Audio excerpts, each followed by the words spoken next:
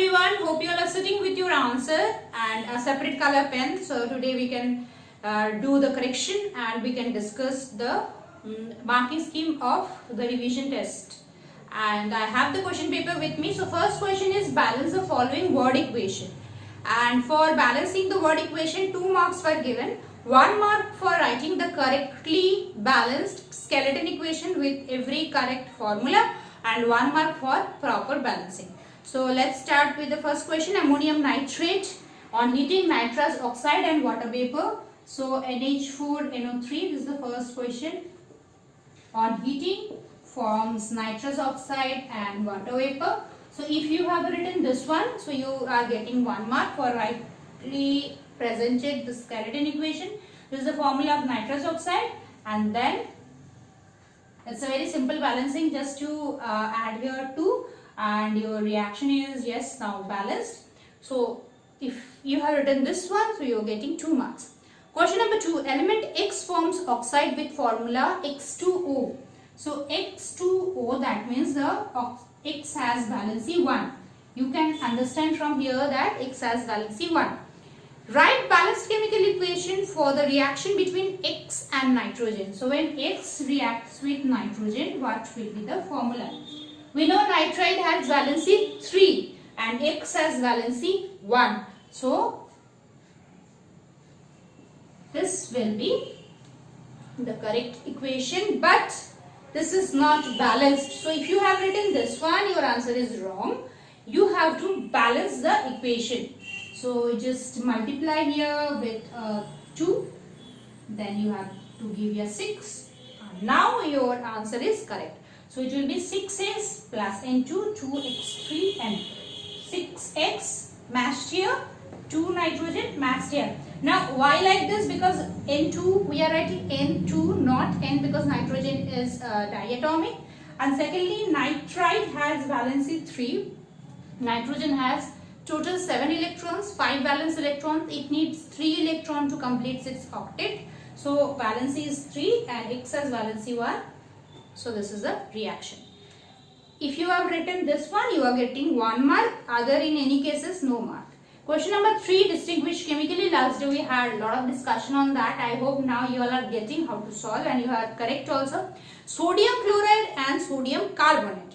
Now multiple answers are possible here. It's not that, but I am telling that is only the correct answer. For distinguish chemically, one pair can be distinguished in different methods.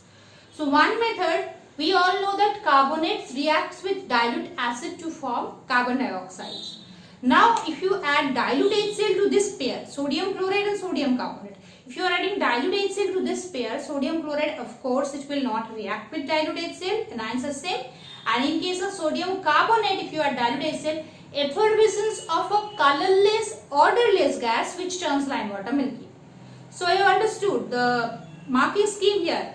Your reagent here is dilute HCl. Second, you can use any other acid, dilute acids as well. First is dilute acid is your reagent. Second observation, correct observation is for sodium carbonate you are getting a effervescence of colorless, odorless gas which turns lime water milky.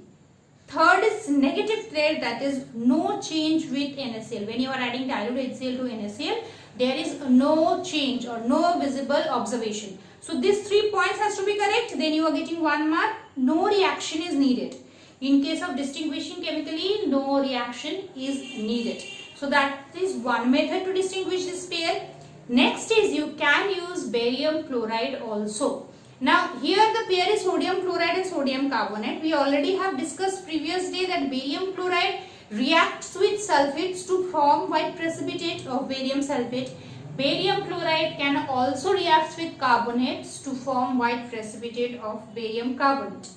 So if you are adding here barium chloride will have no reaction with HCl. So with HCl no change, but with sodium carbonate solution a white precipitate is formed. So it can be either in these 2 ways. You can use NaCl, Na2CO3 to distinguish the pair, either using barium chloride or using dilute acids. Second is lead nitrate and zinc nitrate. Best is to go for heating. We have seen that nitrates and carbonates on heating very nicely, they give a different observations. Now as here both of them are nitrate, both the cases reddish brown gas evolves, that we cannot consider here to distinguish. Lead nitrate and zinc nitrate we can distinguish by the color of the residue forms.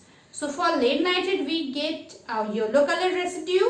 On cooling it remains yellow, but in case of zinc nitrate we get a residue which is on heating initially yellow, but on cooling down it turns white. That means a change you can understand on cooling. So on heating the lead nitrate, and then for further cooling we get a residue. We get a yellow color residue in case of lead nitrate, and then on heating zinc nitrate and further cooling we get a residue which is on cooling white in color. Fourth is, so here 1 plus 1 mark. Fourth question is define catalyst with example. So catalyst is a substance which always change the rate of the reaction or speed of this reaction, or it has effect on the rate or the speed of the reaction, and without being changed almost, or at the end of the reaction the amount of the substance remains almost same and no chemical change occurs with the substance. Catalysts do take part in the reaction, so do not write that they do not take part in the reaction. They do take part, but they do not get changed at the end of the process. Catalyst is something which alters the rate of the reaction, but at the end of the reaction it remains unchanged. So that's a catalyst. Now example, whenever you are giving example, it is mandatory to mention the reaction on which the catalyst is working. Like manganese dioxide is a catalyst for decomposition of potassium chloride to give oxygen. But manganese dioxide is not a catalyst for reaction between nitrogen and hydrogen to give ammonia. There we use iron dust or finely divided iron particle. So catalyst is reaction specific. A catalyst will catalyze a particular reaction. So random only writing manganese dioxide or iron, this will not give a proper answer. So you need to mention the reaction. Writing the reaction with the balanced chemical equation is not needed. You can just verbally, or you can just write that manganese dioxide for the production of oxygen from potassium chloride, or you can write that finely divided iron for production of ammonia from nitrogen hydrogen. In this way also you can mention the reaction, but mentioning is must. 1 plus 1 here. Question number 5 is why silver nitrate is always stored in black bottle. All silver salts get decomposed in presence of sunlight.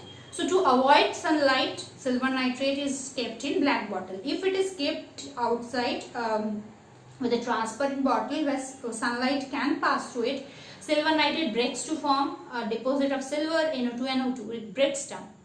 So you can write just in a sentence that silver nitrate on exposure to sunlight decomposes to form metallic silver. That's why it is kept in black bottle. 1 mark for this, give reason. And question number 6, balanced equation observation, barium chloride to dilute sulfuric acid. So barium chloride, this is the question number 6.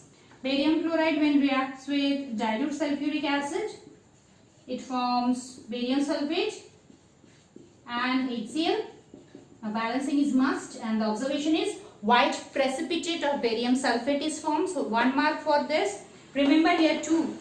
This balancing has to be correct. 1 mark for this reaction and 1 mark for writing white precipitate. Question number 2 is iron nails are added in dilute HCl solution. Question number 2 is iron nail is added to HCl. So dilute HCl is taken here, FeCl2 plus H2. Now here there are 2 observations are here. 1 mark for this reaction, and observation can be light green solution of ferrous chloride. That can be a 1 observation. Also you can give the observation for this hydrogen, that is colorless odorless gas evolves that burns with pop sound. Say any one of the observation it can be here. So 1 plus 1 and 1 plus 1 for observation, total 4 marks. So if all these are correct, you are getting 12 out of 12. So next day we will be continuing with water, giving a pause to the revision on chapter 1 and chapter 2. And later on, if we complete the water chapter, after that if we get time, we'll come back to these 2 again. I hope this is clear now. And see you in the next class with water. Till then, take care of your health and hygiene, and bye.